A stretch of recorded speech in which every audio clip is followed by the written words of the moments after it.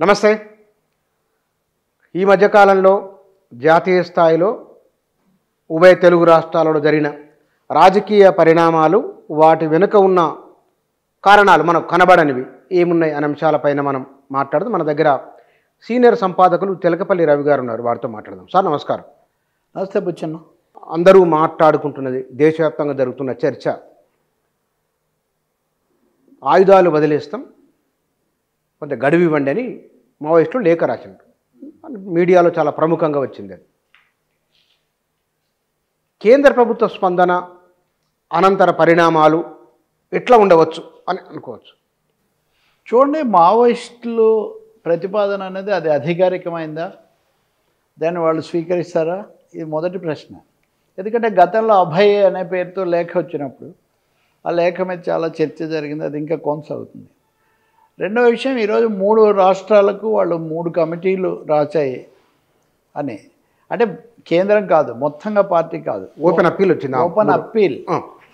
ఇది కూడా ఒక ప్రతిపాదన. నిజానికి ప్రతిపాదన ఏమని, మీరు మాతో చర్చలకు కనుక సిద్ధపడితే మాకు 3 నెలలు ఫిబ్రవరి వరకు విరామం ఇస్తే మేము ఫిబ్రవరిలో వచ్చి చర్చలు జరుపుతాము అని. ఆయుధాలు వదిలేస్తామని. అదే, ఆయుధాలు వదిలేయడానికి మాకు వ్యవధి కావాలి. ఫిబ్రవరి వెంటనే వదిలేరు, వెంటనే కాల్పుల విరమణ. నిజంగా చెప్పాలంటే ఆ లేఖ ఏంటంటే, ఈ కాల్పుల విరమణ అనేది ప్రస్తుత దశలో ఆపరేషన్ కగారు జరుగుతున్న తీరు చూస్తే అది ఒక ఎన్కౌంటర్లు, ఒక వేటలాగా ఉంది తప్ప అదేమీ ఒక నిజంగా ఎన్కౌంటర్ అంటే ముఖాముఖి తలపడాలి. గతంలో అలా జరిగినప్పుడు ఎన్కౌంటర్లు అని నేను కూడా రాసా. ఇప్పుడు ఆ దశ కాదు. నిజానికి ఒక్కరు కూడా మిగలకుండా మేము ఏరేస్తాం, ఒక్క మొక్క కూడా లేకుండా పీకేస్తాం, ఈ స్థాయిలో ప్రకటనలు చేస్తున్న పరిస్థితి. అందువల్ల ఇప్పుడు ఒక విధంగా చెప్పాలంటే మావోయిస్టులు ఈ లేఖ అధికారికమైంది. అయితే కొంత విరామం ఇస్తే మనం చర్చలు జరుపుదాం, మేము ఆయుధాలు వదిలేస్తామని దాంట్లో ప్రతిపాదించినట్టుగా ఉంది. దీనికి ప్రభుత్వం సానుకూలంగా స్పందించే అవకాశం చాలా తక్కువ. అవునా? చాలా తక్కువ. ఎందుకంటే ఇప్పటికే ఛత్తీస్గఢ్ ఉప ముఖ్యమంత్రి ఒక ఆయన స్పందించాడు. ఏమని అంటే, వాళ్ళు అడుగుతున్న కాల వ్యవధి చాలా ఎక్కువగా ఉంది, అది కుదరదని. రెండోది, తెలంగాణ డీజీపీ జితేందర్ శివధ్ రెడ్డి, గత డీజీపీ మీరు లొంగిపోవాల్సిందే కానీ చర్చల ప్రసక్తి లేదని తెలంగాణ డీజీపీ ప్రకటించారు. వాస్తవంగా చెప్పాలంటే కేంద్రంలో వాళ్ళ పార్టీ కాకపోయినా ఈ పార్టీ వేరు, ఆ పార్టీ వేరు కదా.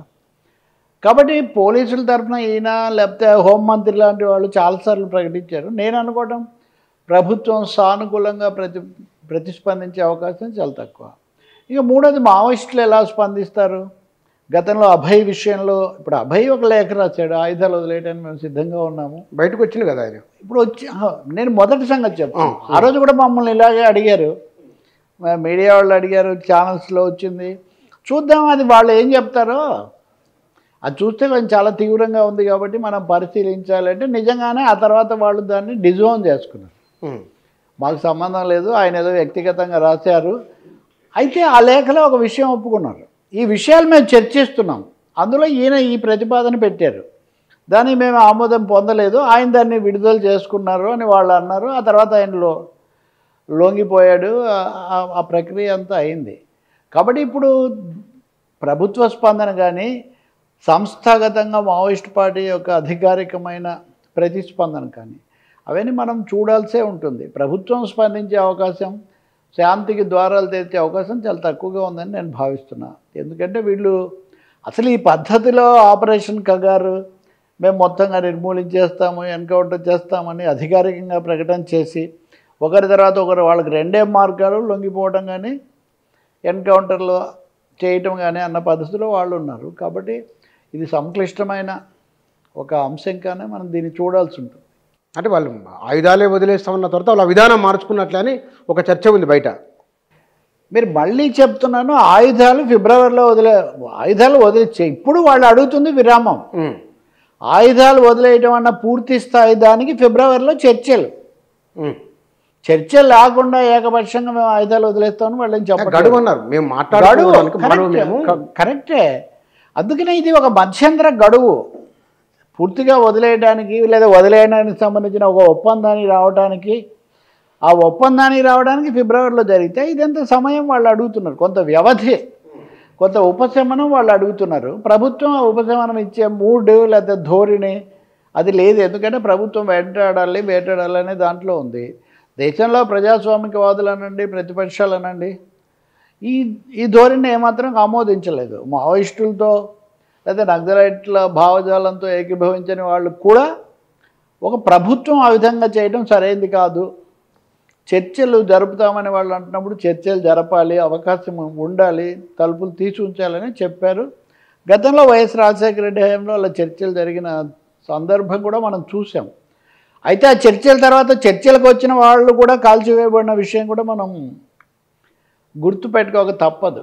అందుకనే ఇలాంటి రాజకీయ పరిస్థితిలో ప్రభుత్వం బాధ్యతగా రాజ్యాంగబద్ధంగా ఏదో చేయాలని అనుకుంటే తప్ప, లేకపోతే వాళ్ళు ఇతరత్ర చూపిస్తున్న వాతావరణము ఒక దూకుడు దాన్ని బట్టి చూస్తే వాళ్ళు ఆమోదించే అవకాశం తక్కువ అని అనుకుంటున్నాను. చూద్దాం. ప్రభుత్వం నుంచి వాళ్ళ ధోరణి అలా లేదు కదా, కేంద్ర ప్రభుత్వం వాళ్ళ ధోరణి ఆ విధంగా లేదు. అందువల్ల మేము పై చేయి సాధించాము, అంతా అయిపోయింది, ఇంకొద్ది రోజుల్లో ఉండరు, నిర్మూలించేసాము అన్నదే వాళ్ళ ఏకైక దీనిగా కనిపిస్తుంది.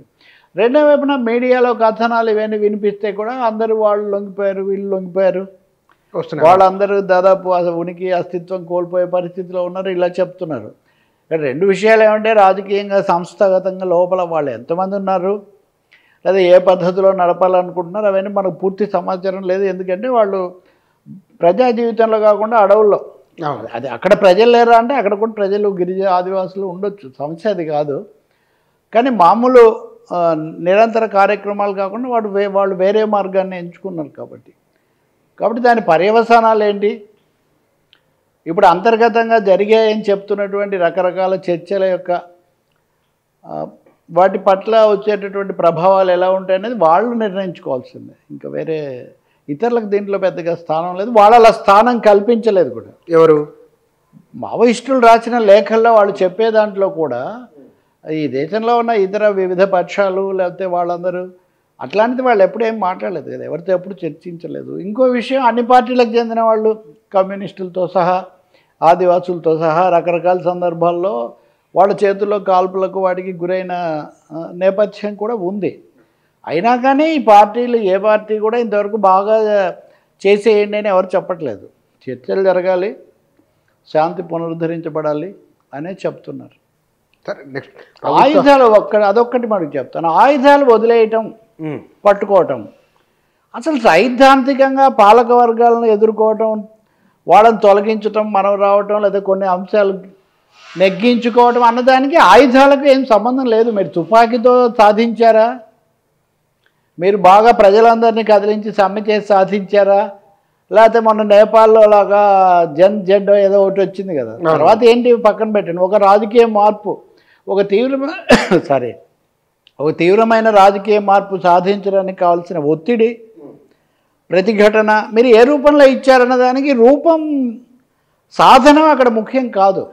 అందుకని తుపాకీ గొట్టంతో రాజ్యాధికారం వస్తుంది అని వీళ్ళు అనుకొని, తుపాకులతో వాళ్ళని మేము నిర్మూలించగలమని వీళ్ళు అనుకొని, దానివల్ల వచ్చినటువంటి వాళ్ళు అన్నమాట ఏంటంటే, ఇది పరిస్థితులు మారినాయి, చాలా మార్పులు వచ్చినాయి, ఆయుధంతో మార్పు రాదని మేము భావిస్తున్న ఒక భావనకు వాళ్ళు వచ్చినట్లే కదా చెప్పాలి. బుచ్చన్న, మనం we have to respect them కదా. వాళ్ళు బయటకు వచ్చి వాళ్ళు ఏం చెప్తారు, సమగ్రంగా ఏం ఆలోచిస్తారు. రెండవది, ఆయుధాలతో మార్పు వచ్చిన కాలం అంటూ ఒకటి ఉంది. ఆ ఉదాహరణకు వాళ్ళు ఒక 50 ఏళ్ళు అయిందనుకోండి. ఈ 50 ఏళ్లలో ఆయుధాలతో ఎక్కడెక్కడ ఏమేమి మార్పులు వచ్చాయి అంటే, వచ్చిన దశ ఒకటి ఉండి రాని దశ ఒకటి ఉందా? ఒకటే మాట, ప్రపంచంలో ప్రజలు అనేవాళ్ళు లేకుండా ప్రజా ప్రతిఘటన, రాజకీయ మార్పులు రావు.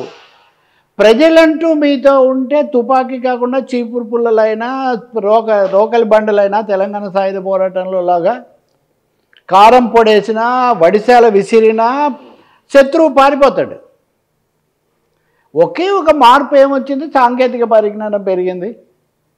సార్, చెగువేరాన్ కాల్ చేసిన రోజునే అక్కడి నుంచి ఏదో పొగ ఏదో వస్తుందని ఇట్లాంటి వాటి ద్వారా పసిగట్టేటంత ప్రక్రియ. అంటే ఏ కాలానికి సంబంధించిన సరిపోయిన సాంకేతిక పరిజ్ఞానం పాలక వర్గాల దగ్గర ఉంటుంది ఎప్పుడు.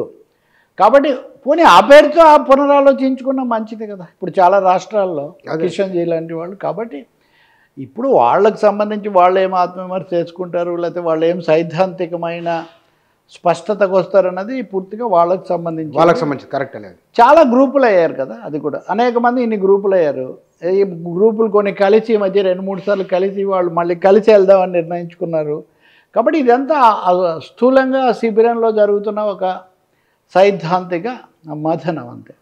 దాంట్లో వాళ్ళ పొరపాట్లు ఏమున్నాయనే దాని మీద అదే ఇది సమయం కాదు అసలు.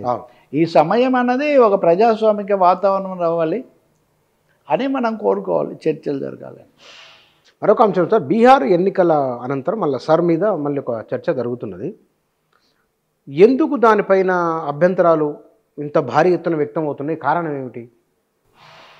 బీహార్ ఎన్నికలు అనేవి మొదటిసారిగా దేశ చరిత్రలో రాజ్యాంగంలో ఎక్కడా లేని special intensive revision SIR sir అనే ఒక ప్రక్రియ జరిపారు. ఈ జరిపి 67 లక్షల ఓట్లు తీసేశారు. ఈ ఒక 75 చోట్ల ఇప్పుడు ఎన్డీఏ గెలిచిన చోట్ల సర్ అమలు జరిగింది. ఒక 5 చోట్ల చాలా స్పష్టంగా తొలగించిన ఓట్ల కంటే వీళ్ళు గెలిచిన ఓట్లు చాలా నామమాత్రంగా ఉన్నాయి. అందువల్ల సర్ అనేది చాలా సంచలనాత్మకంగా ఇంత ఎన్నికలు జరగబోతుండగా అక్కర్లేదన్నా కానీ జరపడం అనేది మొట్టమొదటి కారణం. దాని మీద చాలా ఎక్కువగా ఉంటాం. రెండవది, ఫలితాలు వచ్చిన తర్వాత చూస్తే బెస్ట్గా సర్వేలు ఇచ్చి అనుకూలంగా ఇచ్చిన వాళ్ళు కూడా ఎవరు 200 పైన వస్తాయని చెప్పలేదు. అలాగే ఆర్జేడీ లేదా మహాగఠబంధన్ ఎంజీబీ లేదా ఇండియా అనే వాళ్లకు మరీ 40 కూడా రాకుండా పోతాయని నేను చెప్పలేదు. కాబట్టి ఫలితాలు అనేవి కొంచెం దిగ్భ్రాంతికరంగా కొంచెం నమ్మశక్యం కాని విధంగా ఉన్నాయనేది రెండో విషయం. అలానే అందరూ ఇదేదో సర్వల్లే జరిగిపోయిందని కూడా ఏం చెప్పట్లేదు. ఉదాహరణకు ముఖ్య పాత్ర వహించిన పార్టీలు కూడా, వామపక్షాలు లాంటివి కూడా, ఇతర కారణాలు కూడా ఉన్నాయి. సర్వొక ముఖ్యమైన కారణం. రెండో కారణం రాష్ట్ర ప్రభుత్వ యంత్రాంగాన్ని ఉపయోగించిన తీరు. ఇంకా ఎన్నికలు 4 రోజుల్లో నోటిఫికేషన్ వస్తుందనగా తలకు 1000 రూపాయలు 10,000 చొప్పున 1 కోటి మందికి 14,000 కోట్ల రూపాయలు బదిలీ చేశాడు నితీష్ కుమార్ ప్రభుత్వం. ఎన్నికల సంఘం ఏం మాట్లాడలే. అదే తమిళనాడులో ఏదైనా చేస్తామంటే వాళ్ళని అడ్డుకున్నారు, కొన్ని రాష్ట్రాల్లో అడ్డుకున్నారు. మరి ఇక్కడ ఎందుకు అడ్డుకోలేదు? ఇప్పుడు ఎన్నికలు ఇంకా 1-2 నెలల్లో జరగబోతాయనంగా వస్తాయనంగా 10,000 రూపాయలు రావడం అన్నది అప్పటికే మహిళల్లో ఉన్న అంశాన్ని ఇంకొంచెం ఎక్కువగా ప్రభావితం చేసింది. మహిళల ఓట్లు కూడా తగ్గించినా వాళ్ళ ఓట్ల శాతం చాలా పెరిగింది. మూడోది, సర్లో తొలగించటం వల్ల వలస కార్మికులు వచ్చి ఓటేయడం అనేది బాగా కొంత పురుష కార్మికులు వచ్చి ఓటేయడంలో తేడా వచ్చింది. మహిళల శాతం కూడా తగ్గడమే కాకుండా ఈ ప్రభావం కూడా ఒకటి పడింది. సో ఇంకా అది కాకుండా వెళ్ళిన అమిత్ షా హోంమంత్రి, ఇంకా ప్రధానమంత్రి మోదీ ఏ స్థాయిలో కుల మత ప్రచారం చేశారో దేశమంతా కూడా చూసింది.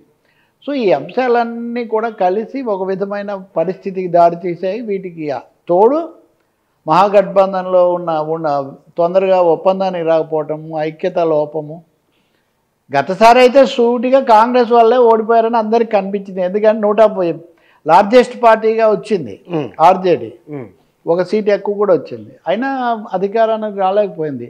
ఇప్పుడు కూడా దానికి ఓట్లు అప్పుడు వచ్చిన 37% ఆ ఓట్లు అట్లాగే వచ్చాయి, 33% ఉంది, అదే శాతం ఉంది. ఎందుకు రాలేదు అంటే ఖచ్చితంగా ఓట్లు ఎక్కువ ఉన్న పార్టీకి ఏమో తక్కువ సీట్లు, సగం సీట్లు గెలిచిన పార్టీలకు వచ్చిన దాంట్లో సగం సీట్లు కూడా రాలా. కొంతమంది దీనికి వెంటనే ఏమంటున్నారంటే ఓట్లు ఎక్కువ వస్తాయండి సహజంగా, వీళ్ళిద్దరూ పంచుకొని 100 సీట్లలోనే పోటీ చేశారు, ఆ పార్టీ ఏమో 140 సీట్లలో చేసింది, 140 సీట్లు కాబట్టి ఓట్లు ఎక్కువ వస్తాయని. కేవలం 140 సీట్ల సమస్య కాదు, ఎన్నికలు జరిగిన ఆ స్థానాల వారీగా చూసినా కానీ ఆ పార్టీకి ఉన్న ఓటింగ్ అట్లాగే ఉంది. కాబట్టి 2 జరిగాయి. ఒకటి, చిన్న చిన్న పార్టీలను కూడా వాళ్ళు కలుపుకోవటం. అందులో ముఖ్యమైనది చిరాగ్ పాస్వాన్, రామ్విలాస్ పాస్వాన్ కుమార్ చిరాగ్ పాస్వాన్. ఆ పార్టీ లోక్ జనశక్తి పార్టీ గతంలో 30 స్థానాల్లో ఎన్డీఏ ఓడిపోవడానికి కారణమైంది. 30 స్థానాల్లో ఈసారి అది ఇప్పుడు ఆ పార్టీ ఇటు వచ్చింది, ఆ పార్టీకి 27 ఎన్నో స్థానాలు వచ్చాయి. అవును, మీరు గుర్తు చేసుకుంటే బుచ్చన్న, కేవలం ఆర్జేడీ జేడీయూనే కాదు, ఒక దశలో రామ్ విలాస్ పాస్వాన్ ముఖ్యమంత్రి అవుతాడు అన్న చర్చ జరిగి ఓ ప్రతిష్టంభన ఏర్పడిన కాలం కూడా ఉంది. సో ఇటు ఉండాల్సిన సహజంగా సామాజిక న్యాయం అది ఇది అన్నప్పుడు వాళ్ళు ఇటు ఉండాల్సింది. అవును, వాళ్ళు అటు వెళ్ళారు. ఇంకా తర్వాత చిన్న చిన్న పార్టీలు ఉన్నాయి. మన అసదుద్దీన్ ఓవైసీ గారి MIM, Jan Suraaj party, Jan Suraaj party ఇంకా అదొక పెద్ద సమస్య. అదొక కొత్తగా పెట్టి ఎప్పుడు లేనిది ఇప్పుడే పెట్టి అన్ని చోట్ల పోటీ చేసి ఏంది వరుస ఎస్ అంటే ఆయన తన అనుమానాస్పద వైఖరిని నేను మరొకసారి నిరూపించుకున్నారు. ఇంకా ఆయన తప్పకుండా ప్రతిసారి అక్కడ ఏమనాలి ఒక పుల్లలాగా అడ్డుపడ్డం అనే పని ఆయన చేశారని చాలా స్పష్టమవుతుంది. ఆయనకి ఏమీ రాలేదు. పైగా నిరంతరం ఆయన ప్రకటనలన్నీ ఎక్కువ భాగం వీళ్ళ మీద ఎక్కువ పెట్టడం తప్ప బీజేపీని మోదీని ఆయన ఏ రోజు పెద్ద ప్రధానమైనటువంటి దీనిగా ఆయన తీసుకోలేదు. ఎలా తీసుకుంటాడు అసలు? బీజేపీ మొదటిసారి వచ్చిందే ఈయన ద్వారా కదా. కాబట్టి ఈయన వ్యూహకర్త. కాబట్టి జనసురాజ్ పార్టీ రెండు విధాల, ఒకటి మన మీడియా వల్ల లేదా బుద్ధిజీవుల వల్ల, నాగరిక పట్టణ ప్రాంత ప్రజల వల్ల. ప్రశాంత్ కిషోర్ అంటే ఒక పెద్ద ఆయన చుట్టూ ఒక హంగామా ఇదంతా ఏమున్నా కానీ ప్రజా పునాది రాజకీయమైన లక్షణాలు ఉన్న వాళ్ళు కాదు వీళ్ళు మార్కెట్ వ్యూహకర్తలు. కాబట్టి అదొక పార్టీ అని పెట్టి దాని పేరుతో కొంత హంగామా చేసి కొన్ని ఓట్లు చీలడానికి కారణం ఈ 4 పార్టీలు. హంగామా అంటే సార్ ఇక్కడ ఎంఐఎం అసదుద్దీన్ ఓవైసీ ఆయన మీద ఒక ఆరోపణ వచ్చింది, బీజేపీకి ఆయన పరోక్షంగా ఓపెన్గా వచ్చింది ఇది. ఇప్పుడు అదే వరుసలో ప్రశాంత్ కిషోర్ కూడా ఉన్నారా అని ఒక చర్చ కూడా జరుగుతున్నది. ప్రశాంత్ కిషోర్కు అసలు స్థిరత్వం లేనట్టు పైకి కనిపిస్తాడు కానీ స్థిరంగా ఆయన బీజేపీకి అనుకూల పాత్ర వహిస్తున్నాడు అనే అభిప్రాయం బలంగా ఉంది చాలా చోట్ల. బీహార్ని ఎంచుకోవడంలోనే అది ఉంది. ఎందుకంటే ఇంతవరకు బీజేపీ సొంతంగా అధికారంలోకి రాలేకపోయిన రాష్ట్రాల్లో బీహార్ ఒకటి. బీజేపీ కానీ కాంగ్రెస్ పార్టీ కానీ ఈ ఎన్నికల్లో బీహార్లో కనుక బీజేపీ కూటమి ఓడిపోతే రేపు యూపీలో లేదా దేశవ్యాప్తంగా ఎన్డీఏకి చాలా దెబ్బగా ఉండేది బీజేపీకి. ఆ అవకాశం లేకుండా ఉండడానికి ఆయన చేసిన పని చాలా దోహదం చేసింది. ఆయన నా ప్రధాన శత్రువు లేదా ప్రధాన ప్రత్యర్థి బీజేపీ మోదీ అని ఆయన ఏ రోజు ప్రకటించలేదు. కానీ నితీష్ కుమార్ మీద లేదా తేజస్వి యాదవ్ మీద రాహుల్ గాంధీ మీద చాలాసార్లు అసలు రాహుల్ గాంధీ పార్టీలో ఉపాధ్యక్షుడిగా చేరతానని బయలుదేరి ఆ నాటకం కొన్నాళ్ళు నడిపాడు కదా. కాబట్టి ఇప్పుడు మీరు గమనించదగింది ఒకటే, ఈ మీడియా వాళ్ళు కానీ వ్యూహకర్తలు కానీ కొంతమంది వ్యాఖ్యాతలు లేకపోతే మేము మేధావులు అని చెప్పేవాళ్ళు కానీ వాళ్ళు నేరుగా రాజకీయ ప్రవేశం చేసి పాలక వర్గాలకు అనుకూలంగా వ్యవహరించడం చాలా చోట్ల మనం చూస్తున్నాం. జనసురాజ్ పార్టీ దానికి ఒక విధమైన పరాకాష్ట అని చెప్పొచ్చు. ఇంత ఎక్స్పర్టు సార్ ఇదంతా జరుగుతుంటే దాని మీద పెద్దగా మాట్లాడలేదు. ఇప్పుడు ఓడిపోయిన తర్వాత ఎన్నికల రిగ్గింగ్ అయితే జరిగింది, దానికి నేను ఆధారాలు అయితే చూపించలేను. కానీ రిగ్గింగ్ ఎందుకు జరిగిందంటే జనసురాజ్ పార్టీని ఓడించడానికి జరిగింది అంటాడు. అది కూడా ఆర్జేడీని ఓడించడానికి జరిగింది అంటాడు. ఆ జనసురాజ్ పార్టీని ఓడించడానికి ఏదో పిచ్చుకు మీద బ్రహ్మాస్త్రం వేసినట్టు దానికోసం అలా అయితే బెంగాల్లో ఎందుకు చేస్తున్నారు? అది ఆ పార్టీ ఉంది ఒక బీహార్లోనే కదా.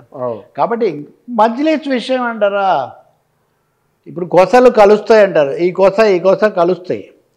అలాగే మత రాజకీయాల్లో కూడా అది హిందూ మతోన్మాదం అయినా ముస్లిం మతోన్మాదం అయినా కొన్ని చోట్ల క్రైస్తవమో లేకపోతే ఇంకో చోట ఒకప్పుడు పంజాబ్లో సిక్ అయినా ఇవన్నీ కలుస్తాయి చివరకు.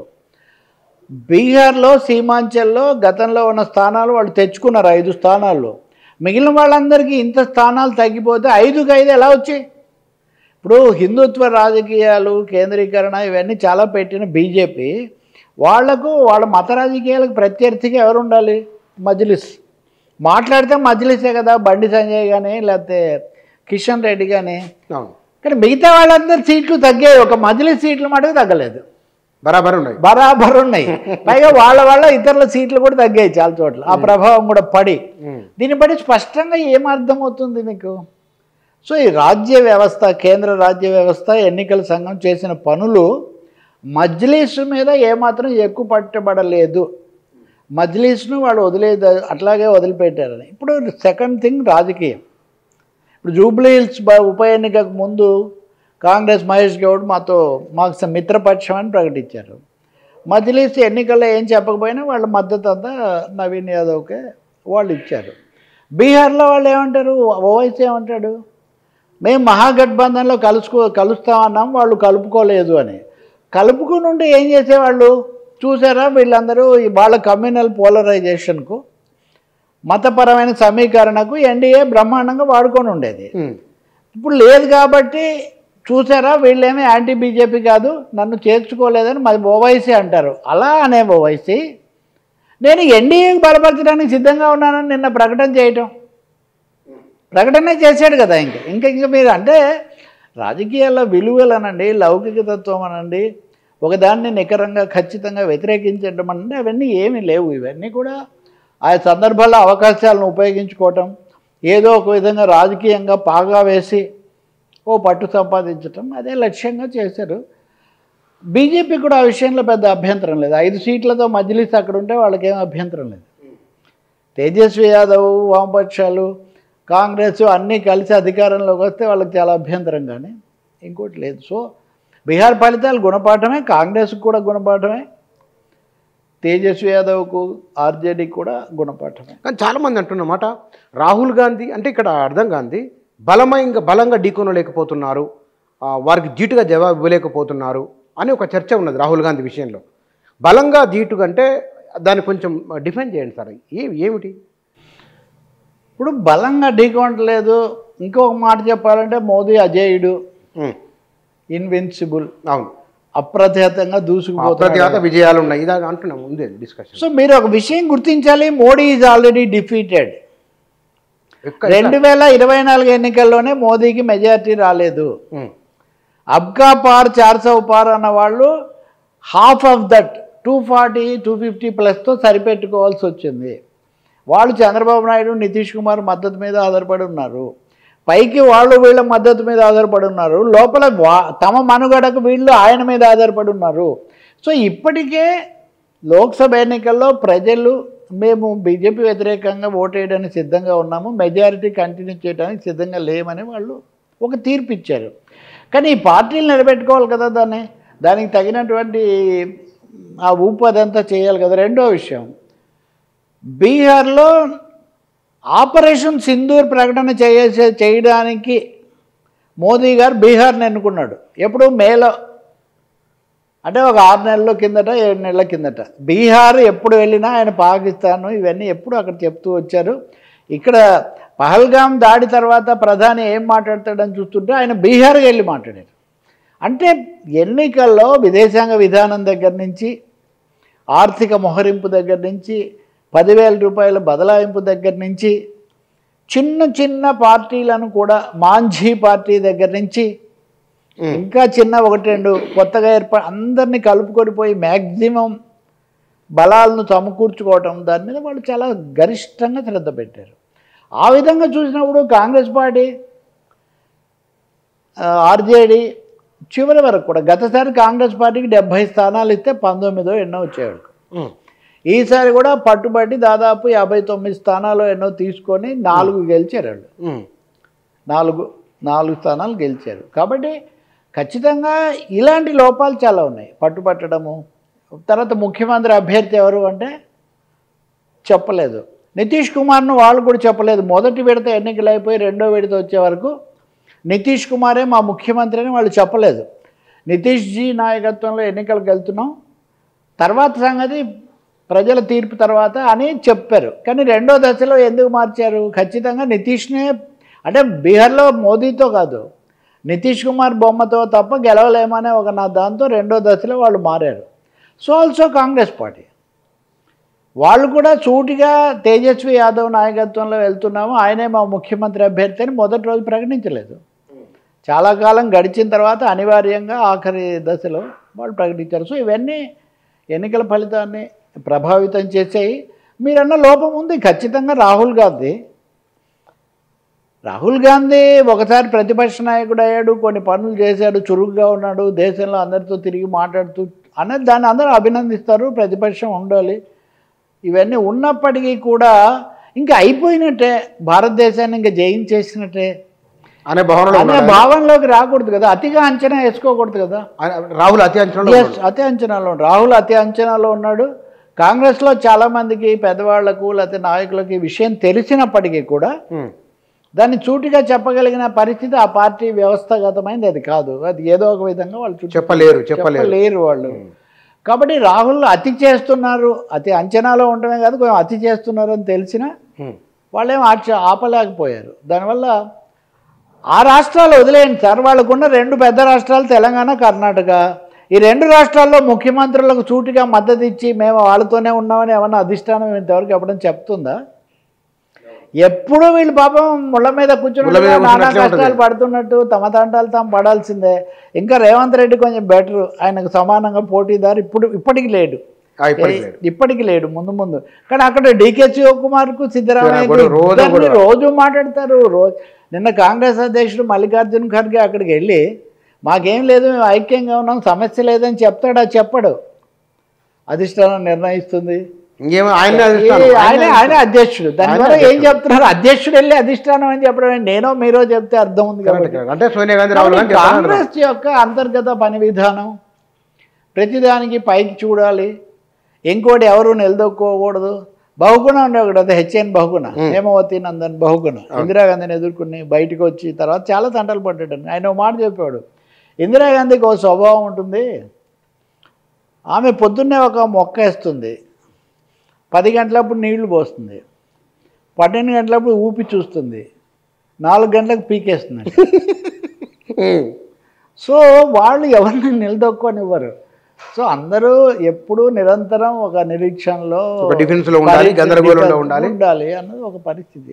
అందుకని ఏమవుతుందంటే కాంగ్రెస్ ముఖ్యమంత్రులు కూడా తమ స్వీయ రక్షణలో వాళ్ళు కూడా మునిగి తేలుతూ ఉంటారు అనేక విధాలుగా. కానీ తప్పుడు ఆలోచన అది నిజమే. ఉన్న ప్రభుత్వాలు, నేను చెప్తుంది అసలే ప్రభుత్వాలు తగ్గిపోయినప్పుడు మీరు కాపాడుకునే బదులు ఇలా చేస్తే ఏమవుతుందండి?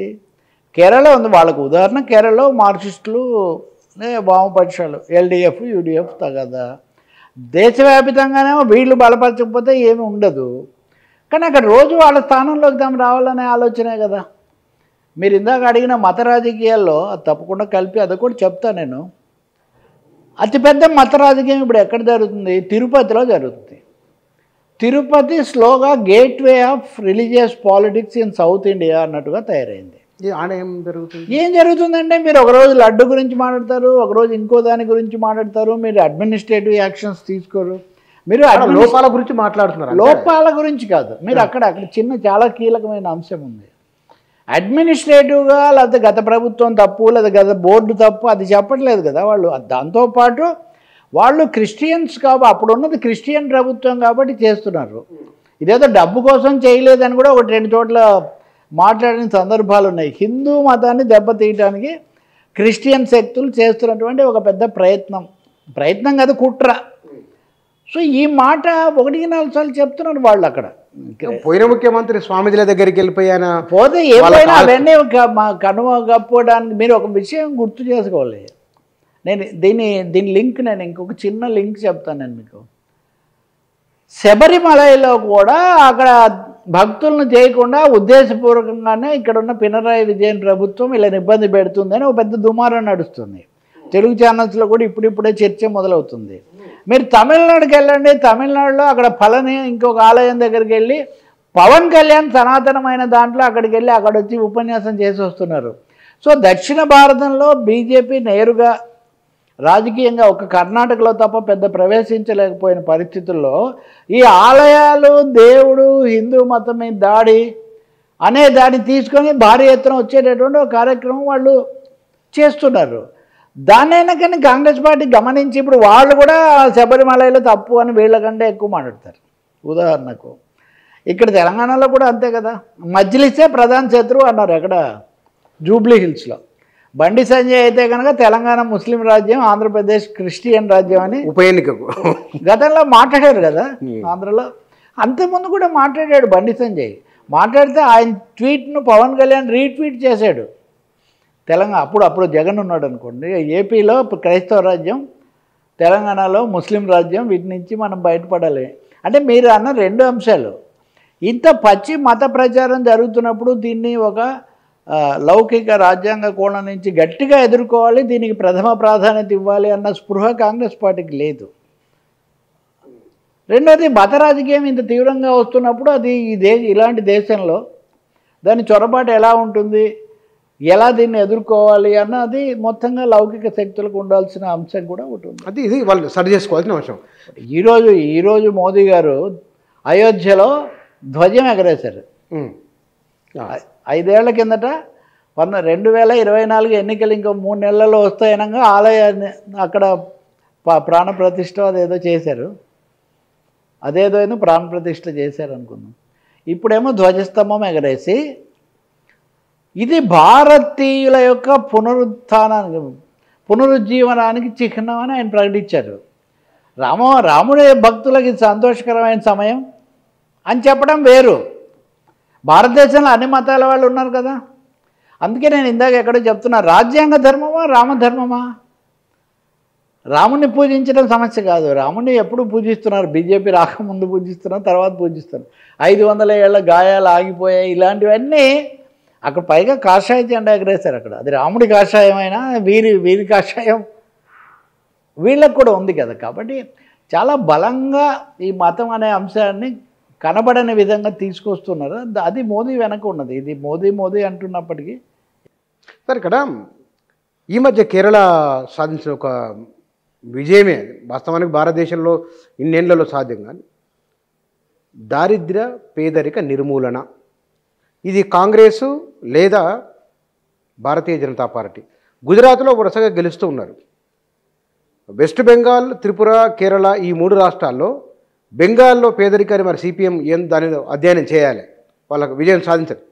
కేరళలో మాత్రం మనం అపూర్వమైన విజయమే అది. కాంగ్రెస్ బీజేపీ పాలిత రాష్ట్రాల్లో ఎందుకు సాధ్యం కాలేదు? కేరళలో ఎందుకు? మనం కొంచెం దీన్ని లోతుగానే మాట్లాడదాం. ఇది ముఖ్యమైన విషయమే. నీతి ఆయోగ్, కేంద్ర ప్రభుత్వ సంస్థలను కూడా ఒప్పుకున్నాయి. అంటే extreme poverty elimination, EP extreme poverty అంటే దుర్భర దారిద్ర్యాన్ని నిర్మూలించడం.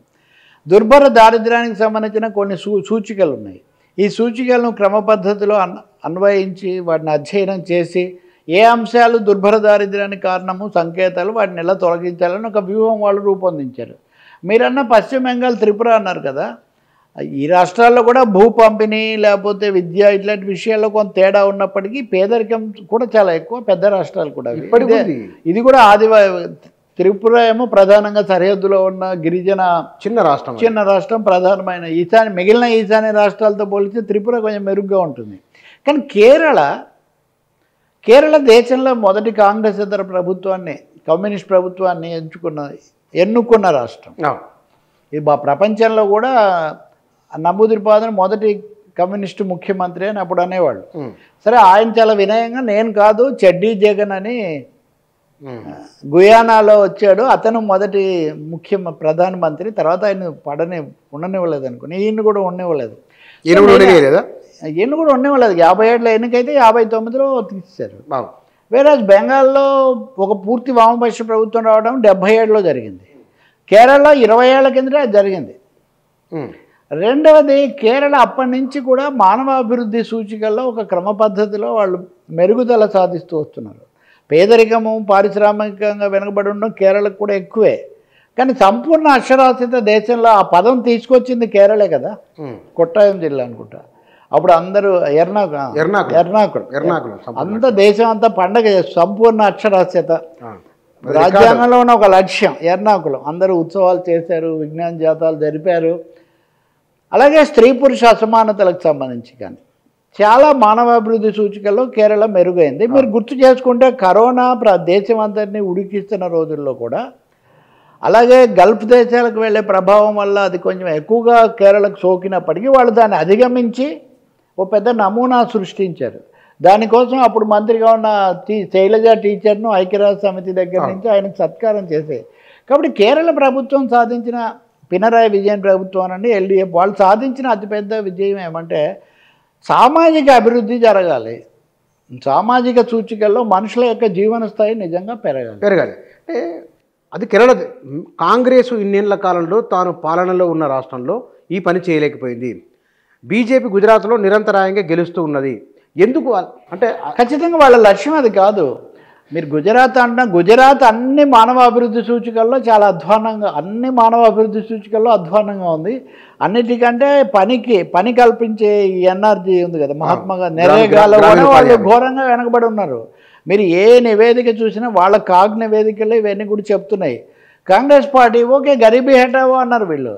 కానీ గరీబీ హఠావో ఏం జరగలేదు. ఆ స్లోగన్ తెచ్చింది వాళ్ళు, కానీ నిజంగా గరీబీ హఠావో సాధించింది ఏదైనా ఉంటే ఎక్స్ట్రీమ్ పావర్టీ లేకుండా చేశారు. అందుకనే ఈ 87,000 కుటుంబాలను ఐడెంటిఫై చేసి వాటికి ఏమేమి ఉంటాయి అంటే ఆరోగ్య సమస్య, తిండి సమస్య, చదువు, పని లేకపోవటం, ఇలా ఒక 10 అంశాలు వాళ్ళు ఐడెంటిఫై చేసి దీనికోసం వాలంటీర్లను పెట్టి, మనుషులను పెట్టి ఆయా కుటుంబాలను ఎంపిక చేసిన ప్రకారం వాళ్ళకి అవి సమకూరుస్తూ వెళ్ళారు. ఇది ఒక క్రమ పద్ధతిలో ఇది జరిగింది. దీనివల్ల ఒక దశ తర్వాత వాళ్ళు వాటిని అధిగమించారని అధికారికంగా ప్రకటించారు. ఆ ప్రకటించిన దాన్ని దేశవ్యాప్తంగా ఉన్న సంస్థలు, ప్రమాణాల సంస్థలు ఉంటాయి కదా, స్టాండర్డ్స్, అవునా, వాళ్ళు కూడా అంగీకరించారు. నిస్సందేహంగా ఇది వామపక్షాలకు, సిపిఎం అక్కడ ముఖ్యమంత్రి కాబట్టి వాళ్లకు చాలా సంతోషించాల్సిన గర్వకారణమైనటువంటి విషయమే. మన మీడియా అన్ని పత్రికలు, హిందూ, ఎక్స్ప్రెస్, టైమ్స్, అందరు సంపాదకీయాలు కూడా రాశారు. అంటే ఇందాక మనం మాట్లాడిన టాపిక్ దీనికి ఒక సంబంధం ఉంది. ఇప్పుడు నేను మీకు 5,000 ఇస్తాను, 3,000 ఇస్తాను, లేకపోతే ఇంకోటి చేస్తాను, ఇందులో బస్సుల్లో తిరగడం ఒకటి మంచిదే. ఎందుకంటే మహిళలకు మొబిలిటీ, సంచారశీలత పెరిగితే పనులు చేసుకునే అవకాశం పెరుగుతుంది. ఇలా పోటీపడి వాగ్దానాలు చేసి ఓట్లు ఆకర్షించడం కాదు, వాళ్ళకు భూమి, ఉపాధి, ఆర్థిక స్వావలంబన, ఆత్మగౌరవ రక్షణ ఇవి కల్పిస్తేనే నిజంగా స్థాయి ఆరోగ్యం. అందుకనే ప్రభాత్ పట్నాయక్ ప్రఖ్యాత ఆర్థికవేత్త, ఆయన మొన్న ఇక్కడికి వచ్చినప్పుడు చెప్పాడు, మన రాజ్యాంగంలో రకరకాల హక్కులు కల్పించాం, మత హక్కు అని ఇంకోటి అని, కానీ ఆర్థిక హక్కులు కల్పించలేదు. అందుకని ఒక 4 ఆర్థిక హక్కులు కల్పించాలి. ఏవి? ఒకటి కనీస ఆదాయం, ఆరోగ్యం, అంటే మామూలుగా చెప్పుకున్నవే, ఆరోగ్యం, విద్య, కనీస విద్య ఇంత ప్రతి వాళ్ళకి కల్పించడం అనేది రాష్ట్ర ప్రభుత్వం యొక్క బాధ్యతగా ఉండాలి. మూడోది పని చేసుకునే, ఆర్థిక ఆదాయం వేరు, పని వేరు. పని చేసుకోవడానికి వాళ్ళకి తప్పకుండా పని కల్పించాలి. పని ద్వారా వాళ్ళకి ఎంత ఆదాయం సమకూరాలని. ఇవి హక్కులుగా ఎందుకు కల్పించాలంటే ఇవి హక్కులుగా లేవు కాబట్టి ప్రభుత్వాలు, ముఖ్యమంత్రులు, ప్రధానమంత్రులు ఏదో వాళ్ళ దాన ధర్మాల్లాగా నేను ఇచ్చానని ప్రతివాడు వచ్చి చెప్తూ ఉంటాడు. ఇందాక నేను బీహార్ చెప్పినప్పుడే అన్న దాన్ని స్టేట్ క్లయింటలిజం అంటారు. క్లయింట్స్గా చూడటం, ఓటర్లను క్లయింట్స్గా చూడటం. సో క్లయింట్లు ఏం చేస్తారు, నీ దగ్గర నువ్వు బాగా లాభం ఇస్తే నీ దగ్గరకు వస్తారు, నేను బాగా లాభం ఇస్తే నాకు ఇస్తారు కదా.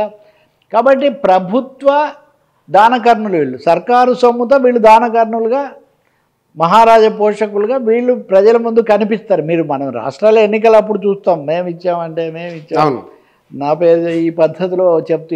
కాబట్టి మీరు ఇవ్వడం లేదు బాబు, రాజ్యాంగ రీత్యా ఆర్థిక హక్కు, ఈ 4 ఆర్థిక హక్కులు మాకు ఉన్నాయి అనేవి రాబోయే రోజుల్లో పని హక్కు కూడా. అందుకే బీపీ సింగ్ ఉన్నప్పుడు పని హక్కు అనేది కూడా కల్పించవాలి అని ఒక ఇది జరిగింది. కాబట్టి ఈ హక్కులు కనుక వాళ్ళకి కల్పిస్తే కేరళలో లాగా అది ఇప్పుడు కోవిడ్ అప్పుడు వాళ్ళు ఎలా ఆపారంటే వాలంటీర్లు, ప్రజా సంఘాలను కలుపుకొని ఏ ఇంట్లో ఉన్నారో వాళ్ళకి ఎలా చేయాలి ఇది కల్పించారు. కాబట్టి దుర్భర దారిద్ర్యం, ఎక్స్ట్రీమ్ పావర్టీ రిమూవల్ కూడా ఇలాంటి ఒక స్ట్రాటజిక్ హౌస్ హోల్డ్ అప్రోచ్ వాళ్ళు అనుసరించారు. అది జయప్రదమైంది. నిజంగా ఇతర పార్టీలు ఎందుకు చేయలేదంటే వాళ్ళ అప్రోచే అది కాదు, వాళ్ళది PPP model, public private partnership. అంటే ఏముంది, మనకు పాత కథ ఉంది. ఒకడెవడో నాకు 100 గాండ్ల సేద్యం ఉందన్నాడంట. ఓ 100 గాండ్ల సేద్యం ఉందా, 100 సరేరా, అందులో అంటే అయితే 99 ఎద్దులు మా దొరవి, 1 ఎద్దు నాది అన్నాడంట. మాకిద్దరికి, నాకు బుచ్చన్న కలిపి 100 గాండ్ల సేద్యం, కానీ నాది 1 ఎద్దు, 99 నీవే. ఇప్పుడు పబ్లిక్ ప్రైవేట్ పార్ట్నర్షిప్ అంటే అట్లే ఉంటుంది. మన భూమి వాడికి ఇచ్చి ఈ రోడ్డు నీది, ఇక్కడ బస్సు నడుపుకునేది నీవు, రేట్ నిర్ణయించుకునేది నీవు, పార్ట్నర్షిప్ నాది, ఎక్కడమో డబ్బులు కట్టడమే నా పని. ఇప్పుడు మీరు హైదరాబాద్ మెట్రో చూడండి, సరే హైదరాబాద్ మెట్రోలో అన్ని సదుపాయాలు కల్పించి మాల్స్ పెట్టుకోవడానికి భూములు ఇచ్చి ఆర్థిక సహాయాలు ఇచ్చి ఇవన్నీ చేసిన తర్వాత ఒక రాష్ట్ర ప్రభుత్వం, అది రేవంత్ రెడ్డి, కేసీఆర్ పక్కన పెట్టండి, నేను ఎక్స్టెండ్ చేస్తాను, 2వ దశ చెయ్యండి అంటే నేను చెయ్యనని వాడు చెప్పేశాడు. అవును, చెయ్యకూడదు ఏంటంటే మీరు, అంటే ఆ మాత్రం అవసరమైతే పొడిగించుకుంటాము అనేది ఏ ఒప్పందంలో అయినా కనీసంగా ఉంటుంది కదా. ఈ రాష్ట్ర ప్రభుత్వం ఏం చేయలేకపోయింది. నాది మీరే అమ్మని కొనుక్కోండి, నాకు ఇంత డబ్బు ఇవ్వండి అని. అంటే వాడికి భూమి ఇచ్చింది కాక, రోడ్ల మీద మధ్యలో ఇవి వేసింది కాక, కానీ మన వాళ్ళు కొంతమంది ఏంటి మీరు అభివృద్ధిని చూడలేరు, వాడు ఎంత కష్టపడితే మెట్రో వచ్చినారు, అది ప్రభుత్వ డబ్బు, అది ప్రజల ఆస్తి, ప్రభుత్వ అనుమతి, విద్యుత్ శక్తి దారు చేసింది. పైగా దీనికోసం మామూలు పౌరులు ఎన్ని రోజులు రోడ్ల మీద సరిగ్గా తిరగలేక అవస్థలు పడ్డారు, ఇప్పుడు ఎలా పరిగెడుతున్నారు ఇవన్నీ. కాబట్టి పీపీపీ మోడల్కి వెళ్ళే ప్రభుత్వాలు కాంగ్రెస్ ఇక్కడ ఇప్పుడు ఆపరేషన్ కగార్లో కూడా ఒక ముఖ్యమైన అంశం అది మీరు ఇందాక అడిగినట్టు. ఈ అడవుల్లో ఉన్నటువంటి ఖనిజ సంపద, వన సంపద, లేదా ఎర్రచందనాలు, ఈ రకరకాలవన్నీ ఉన్నాయి కదా, వీటి అన్నింటినీ కొల్లగొట్టడానికి అవి చాలా యథేచ్ఛగా ఉండాలి. ఒక హడలు కొట్టాలి. అన్ని మావోయిస్టు అదుపులో ఉన్నాయి, దండకారణ్యంలోనూ ఇంకో చోట వాళ్ళు ఉండొచ్చు, అన్ని చోట్ల వాళ్ళు ఏం లేరు. కానీ ఆ పేరుతో అడవులు పూర్తిగా సాయుధ బలాల చేతుల్లోకి పోవాలి. వాళ్ళ నుంచి ఆ తర్వాత వేదాంత ఆయన వస్తాడు, ఆ తర్వాత అదాని వస్తాడు, ఇంకొకరు వస్తారు. కాబట్టి ఇదొక కార్పొరేట్ కాషాయ వ్యూహం. కాంగ్రెస్ పార్టీకి కూడా దీంతో పెద్ద ఇబ్బంది ఏం లేదు కదా. అందుకని వాళ్ళు ఎప్పుడు ఈ పేదరికాన్ని నిజంగా లేకుండా నిర్మూలన చేయరు. రాహుల్ గాంధీని ఆ శశికళ అని అప్పుడు చెప్పేవాళ్ళు కదా, శశికళకు కూడా సాయం చేయలేదని తర్వాత బయటకు వచ్చింది. అవిశ్వాస తీర్మానం పెట్టినప్పుడు ఇటీవల 15 ఏళ్ల కిందటి ముచ్చట. అందువల్ల నిజంగా చేయటం వేరు. అది సార్ ఈ నిన్న మీటింగ్లో అనుకుంటా రేవంత్ రెడ్డి ఒక మాట మాట్లాడుతూ ఢిల్లీకి నోయిడా అయితేనో తెలంగాణ కొడంగల్ అట్లా అన్నాడు. కేసీఆర్ ఏమో గజ్వేల్ని అభివృద్ధి చేసుకుని, హరీష్ రావు సిద్దిపేట, కేటీఆర్ సిరిసిల్ల, ఈయన కొడంగల్. అంటే ఎవరు ప్రాబల్యం ఉంటే వాళ్ళ నియోజకవర్గాల అభివృద్ధి అయితే ఇదో రకమైన డిస్పారిటీ కాదా? దేవుడు ఉండేది పుణ్యక్షేత్రం, రాజు ఉండేది పట్నం, ఇంకంతే, వేరే అక్కడ ఏం లేదు. కానీ వాస్తవంగా చెప్పాలంటే రేవంత్ రెడ్డి ఆయన అంతకుముందేమో ఫ్యూచర్ సిటీ అని మొదలుపెట్టారు. సిటీలో చేయాల్సినవి చాలా ఉన్నాయి, దాంతో ఫ్యూచర్ సిటీ, దానికి 1000 ఎకరాలు. అక్కడెక్కడ కోకాపేటలో నిన్న 137 కోట్లకు ఎకరం పోయింది. ఇందాక మీరు చెప్పిన మనం మాట్లాడుకున్న అభివృద్ధికి దీనికి తేడా అదే. ఇంకా నోయిడా అన్నా, హైదరాబాద్ అన్నా, చెన్నై అన్నా, బెంగళూరు అన్నా, ఢిల్లీ అన్నా, ఇవన్నీ ఒక నేపథ్యంలో అభివృద్ధి చెందుతాయి. ఇప్పుడు ఉన్న ఫలానా ఏదో ఒక చోట కొడంగల్లో నోయిడా వస్తుంది, లేకపోతే ఇంకో గజ్వేల్లో ఇంకోటి అవుతుంది.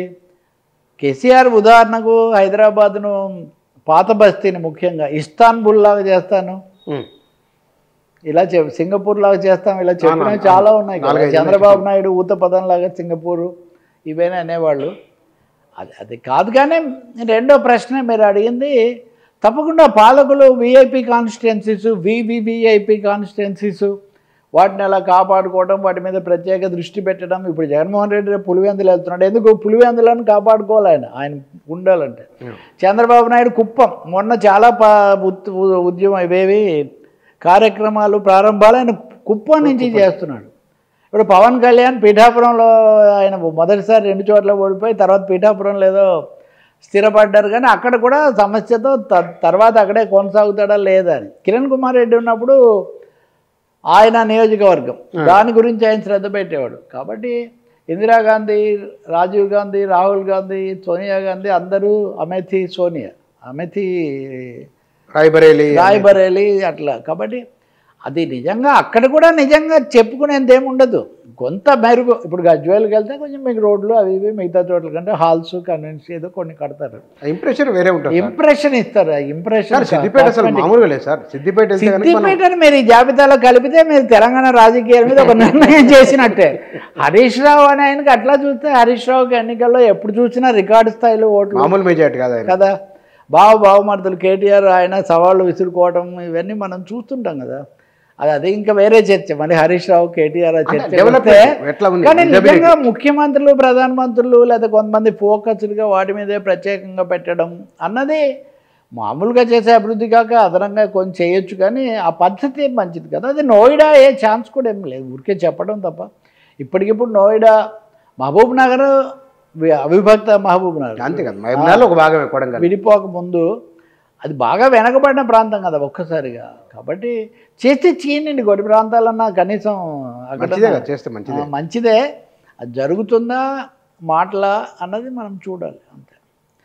నోయిడాను కూడా అప్పుడు కొత్తగా అభివృద్ధి చెందుతున్న ఆ సెక్షన్స్ దాని మీద కేంద్రీకరించాయి. చాలా సమస్యలకు మనకు మూలాలు ఇప్పటికీ నోయిడాలో దొరుకుతుంది, చాలా కేసులకు వీటన్నిటికీ. సార్, ఏపీకి సంబంధించింది వైజాగ్ స్టీల్ ప్లాంట్ వివాదం. అక్కడ కార్మికులు ఆవేదనలు ఇంకా అట్లాగే ఉన్నాయి. విపక్షంలో ఉన్నప్పుడు ఇవాళ అధికారంలో ఉన్నవారు మాట్లాడిన మాటలు, ఇవాళ మాట్లాడుతున్న మాటలు. విశాఖ ఉక్కు అన్నది తప్పనిసరిగా ఒక భారీ అన్యాయం. అదేమనాలి, యూటర్న్ లేదా వీటర్న్ అందాం విశాఖ ఉక్కు కాబట్టి. యూటర్న్లకు చంద్రబాబు నాయుడు పెట్టింది పేరంటారు కదా, ఆయన వీటర్న్. ఈ వీటర్న్లో ఏమన్నారంటే విశాఖపట్నంలో మొన్న అసలు కార్మికుల మీద విరుచుకుపడ్డారు. మీకేం తమాషగా ఉందా? ప్రభుత్వ రంగం అంటే ఏదైనా చేస్తారా, అసలు సమర్థత లేకుండా లాభం లేకుండా ఎలా నడుపుతాం, అది ఇదని చాలా దారుణమైన దాడి. ఏ ఒక్కరు కూడా చంద్రబాబు నాయుడు ఆ రోజు చేసిన దాడిని సమర్థించేటటువంటి పరిస్థితి లేదు. ఏదో కాళ్ళు నరికి పరిగెత్తమంటే నువ్వు పరిగెడతావా? లేదా కాళ్ళు చేతులు కట్టేసి పరుగు పందెంలో వెనకబడ్డామంటే ఎలా? విశాఖ ఉక్కును మీరు వ్యూహాత్మకంగా దాన్ని ప్రైవేట్ మార్గంలో పెట్టడానికి మీరు నిర్ణయించుకొని దాని బ్లాస్ట్ ఫర్నేస్లు అంటే బట్టీలను మూలన పెట్టి దాని భూములు కొన్ని ప్రైవేటు పరం చేసి అక్కడ ఉన్నటువంటి గంగవరం రేవును అదానికి ఇచ్చి అన్నింటినీ మించి మీరు అన్నం తినాలి, మీరు పెద్ద కుటుంబాన్ని పోషించాలంటే అక్కడ ఒక బియ్యం మూట ఉంటే తల్లి ఎట్లా 4 బియ్యం తెచ్చి వంట చేసి మిగిలిన ఎట్లున్నా పిల్లలకు అన్నం పెడుతుంది. ఒక ఉక్కు ఫ్యాక్టరీకి అన్నం లాంటిది బియ్యం లాంటిది ఏంటి? గని, ఐరన్ కోర్ రావాలి. ఐరన్ ఓర్ వస్తే వాళ్ళు దాని నుంచి చేస్తారు. మీరు ఐరన్ ఓరే ఇవ్వలేదు. మీరు ఇంకా రాని మెటల్కి ఐరన్ ఓర్ కేటాయిస్తున్నారు ఇప్పటి నుంచి, దానికోసం లేఖ రాస్తున్నారు. విశాఖ ఉక్కుకు మీరు ఐరన్ ఓర్ కూడా ఇవ్వలేదు. ఇవ్వకపోగా దానికి సంబంధించి చాలా పెనాల్టీలు అవన్నీ ఇబ్బంది పెట్టారు. కాబట్టి మీరు ఏదో సామెత చెప్పినట్టు పిచ్చిది అని పేరు పెట్టాలన్నట్టుగా విశాఖ ఉక్కు నష్టాల్లో ఉందని మీరు చూపించదలుచుకున్నారు. ఇది ఇప్పుడు కాదు, ఒక 25 ఏళ్ళ నుంచి దశల వారీగా జరుగుతుంది. చంద్రబాబు ఏం చెప్తున్నారు? వాజ్పేయి ఉన్నప్పుడు నేను దీన్ని కాపాడాను అంటున్నారు. అంటే వాజ్పేయి ఉన్నప్పటి నుంచి కూడా విశాఖ ఉక్కు మీద ఇదే విధానం, మెడ మీద కత్తి మీరు పెట్టే ఉన్నారు. అక్కడ కార్మిక సంఘాలు లేదా వామపక్షాలు వీళ్ళందరూ గట్టిగా పోట్లాడి బట్టి అది కాపాడబడింది. కానీ లేకపోతే కేంద్రంలో రాష్ట్రంలో ఎన్ని ప్రభుత్వాలు మారినా విశాఖ ఉక్కుకు ఎసరు పెట్టే ఉన్నారు. తాజా అధ్యాయంలో చంద్రబాబు నాయుడు నేను మీ ఇంటికి వచ్చి చెప్పాలా, ఎవరు చెప్పారు విశాఖ ఉక్కు ప్రైవేట్ అవుతుందని చాలా సవాళ్ళు విసురుతున్నట్టు. నేను ఒకటే అడిగా, కాదు అని ఎవరు చెప్పారు? ప్రైవేటైజేషన్ కాదు అని కేంద్ర ప్రభుత్వం ఎక్కడన్నా చెప్పిందా? తెలుగుదేశం కూటమికే చెందినటువంటి శ్రీనివాస వర్మ కేంద్ర మంత్రిగా ఉన్నారు ఉక్కు గనులకు. ఆయన విశాఖ ఉక్కు ఇప్పటికి కూడా ప్రైవేట్ స్ట్రాటజిక్ సేల్ జాబితాలో ఉంది అని పార్లమెంట్లో చెప్పారు గత ఏడాది ఆగస్టులో. దాన్ని వెనక్కు తీసుకున్నారా? కానీ చంద్రబాబు నాయుడు ఊరికేనేదో దబాయించేసి అడిగింది కూడా మా విలేకరే అడిగాడు. వాస్తవంగా ఆయన మీద విరుచుకుపడ్డారు. ఆయన మామూలుగా అడిగాడు అంతే. పడి మీరు అంతా ఇది కాదు, పని చేయకుండా కార్మికులు పని చేయకపోతే బుచ్చన్న భారతదేశంలో ఉన్న స్టీల్ ప్లాంట్స్లో steel authority of India limited SAIL సెయిల్లో ప్రొడక్టివిటీ ఎక్కువ అని పేరు. సెయిల్ కంటే ఎక్కువ ప్రొడక్టివిటీ విశాఖ ఉక్కు కార్మికులది. ప్రొడక్షన్ ఏదో 29 దగ్గర మొదలు పెడితే 69 మిలియన్ టన్నులకు చేర్చినంత ఘనత దానికి ఉంది. పైగా చాలా నాణ్యమైందని, రవాణా కూడా చాలా సులభంగా, పక్కనే సముద్రం ఉంది. అసలు విశాఖపట్నానికి ఉన్న న్యాచురల్ అడ్వాంటేజెస్ ఉన్నటువంటి స్టీల్ ప్లాంట్ ప్రపంచంలో ఇంకోటి లేదు. అందుకనే దాని మీద కన్నేశారు. అంత గొప్ప అందుకనే దాని మీద కన్నేశారు. ఇంకోటి, రాష్ట్రం విడిపోయిన తర్వాత ఆంధ్రప్రదేశ్ కూడా ఒకే ఒక పెద్ద ఫ్యాక్టరీ, అది అంత పెద్ద ప్రభుత్వ రంగంలో, అది కూడా ప్రాణాలు అర్పించి ఉద్యమాలు చేసి తెలుగు రాష్ట్రాలు అందరూ అప్పటికి ఇంకా కలిసి ఉన్నప్పుడు అందరు కలిసి చేసింది. తెలంగాణలో ఉన్న పార్టీలు కూడా దాన్ని పూర్తిగా బలపరిచాయి. ఇవన్నీ పెట్టుకొని మీరు దాన్ని కాపాడే బదులు మీరు పవన్ కళ్యాణ్ అప్పుడు చాలా మాట్లాడారు కదా, జగన్మోహన్ రెడ్డి కూడా అప్పుడు మాట్లాడారు కదా. జగన్మోహన్ రెడ్డి గారు చాలా విషయాల్లో సవాలు విసురుతారు. వాళ్ళు విశాఖపట్నం ఉక్కు దగ్గర చేయొచ్చు కదా ఆయన. సో చంద్రబాబు అయినా, ఇంతకుముందు జగన్ అయినా, మోదీ దగ్గర ఏం మాట్లాడరు. అన్ని విషయాల్లో వీళ్ళు మాత్రమే తగాద పడుతుంటారు. ఏదో ఉరిమురిమి దాని మీద పడింది అన్నట్టుగా కార్మికుల మీద చంద్రబాబు నాయుడు వచ్చి చివరకు దాడి చేస్తున్నారు. ఆ పార్టీకి చెందిన ఆంధ్రప్రదేశ్ రాష్ట్ర తెలుగుదేశం అధ్యక్షుడు పల్లా శ్రీనివాసరావు అంతా ఆయన గాజువాక ఎమ్మెల్యే, స్థానిక ఎమ్మెల్యే. ఆయన ఉక్కు ఫ్యాక్టరీ ఉన్న చోట ఆయన స్థానిక ఎమ్మెల్యే. ఇంతకుముందు ఆయన నిరాహార దీక్ష చేశాడు ఉక్కు ఫ్యాక్టరీని కాపాడాలని. కార్మిక సంఘాలు ఒకటెంటికి ఆయన అధ్యక్షుడు కూడా, కానీ ఆయన కూడా అటే మద్దతు ఇస్తాడు. కాబట్టి మీరు అన్నట్టుగా పార్టీలు ఈ కుర్చీలో కూర్చుంటే ఒక మాట, ఆ కుర్చీలో కూర్చుంటే ఒక మాట. ఈ పద్ధతి మారాల్సిన అవసరం ఉంది. రాష్ట్ర ప్రయోజనాలు, దీర్ఘకాలిక ఆర్థిక అభివృద్ధి, ఇప్పటికే విభజిత రాష్ట్రంలో అనేక సమస్యలు ఎదుర్కొంటున్న ఆంధ్రప్రదేశ్కు ఉన్న విశాఖ ఉక్కు కూడా విఘాతం కలిగిస్తే మటుకు ప్రజలు క్షమించరు. ఇంక ఇందులో రెండో మాట లేదు. మీరు ఈ చేసే సర్కస్లు, విన్యాసాలు, పిల్లి మొగ్గలు ప్రజలకు తెలియవని కాదు, ప్రభుత్వం మీద వాళ్ళు చాలా ఆగ్రహంగా ఉన్నారు ఈ విషయంలో. మటుకు విశాఖపట్నంలో అన్నీ విశాఖలోనే చేస్తారు. ఉన్నదానికి ఏదో సామెతలు ఉన్నాయి మనకు.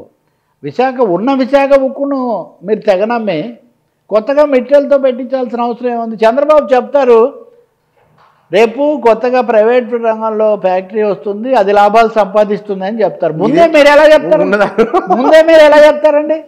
అంటే మీ దగ్గర రోడ్ విజన్ కదా, మీరు విజన్ లాభాలు వచ్చేస్తాయంట. ఇన్ని చేసాక లాభాలు ఎందుకు రావు? మీరు గూగుల్ డేటా సెంటర్ పెట్టడానికి మీరు 22,000 కోట్లు ఇస్తారు, భూములు ఇస్తారు. ఈరోజు పెద్ద జాబితా కూడా ఇచ్చారు. అనేక మందికి 99 పైసలకు ఎకరా చొప్పున భూమి ఇస్తారు. విశాఖ ఉక్కుకు భూములు ఇచ్చిన వాళ్ళకు ఉద్యోగాలు ఇవ్వరు. ఇంకొక పెద్ద విషయం తెలుసా, అక్కడ పని చేయాల్సిన వాళ్ళల్లో సగం మంది కూడా ఉద్యోగులు లేరు. ఉన్న వాళ్ళని కూడా పంపించేయాలి. 55,000 మంది పనిచేయాల్సిన చోట 15,000, 20,000 మంది ఉంటే వాళ్ళని కూడా కోత కోసి అధికారికంగా బీఆర్ఎస్ తీసుకునే వాళ్ళు సిద్ధంగా రండి అని వాళ్ళ మీద వెంటాడుతున్నారు. అనేక మందిని దూర ప్రాంతాలకు డిప్యుటేషన్కు పంపిస్తున్నారు. అంతకుముందు అవుట్సోర్సింగ్ కాంట్రాక్ట్ కింద పెట్టిన కార్మికులను తొలగిస్తున్నారు. కాబట్టి మీరు ఉద్యోగులను ఇవ్వరు, మైన్స్ ఇవ్వరు, రక్షణ ఇవ్వరు, ఇవ్వాల్సిన డబ్బులు ఇవ్వరు, బేరం పెడతారు, బేరంలోనే ఉందని చెప్తారు. మళ్ళీ వాళ్ళు సమర్థంగా పనిచేయాలి. ఏదో కింద మంట పెట్టాము, చెవుల్లో మూత పెట్టాము, నెత్తి మీద కుండ పెట్టాము, బరువు పెట్టాము, మీరు సమర్థంగా పనిచేయాలి. ఏం చేస్తారండి? ఇంకా చాలా తప్పు. విశాఖ ఉక్కు ఫ్యాక్టరీని కాపాడుకోవటం, అమరావతిని తొందరగా రైతులకు న్యాయంతో పూర్తి చేయటం, పోలవరం, ఇవి 3 ఆంధ్రప్రదేశ్లో అతి కీలకమైన సవాళ్ళుగా ఉంటాయి. చూద్దాం గవర్నమెంట్ ఎట్లా respond. Thank you sir. Right. సమకాలీన రాజకీయ అంశాలపైన వారి అభిప్రాయం, విశ్లేషణ ఇది. Thank you.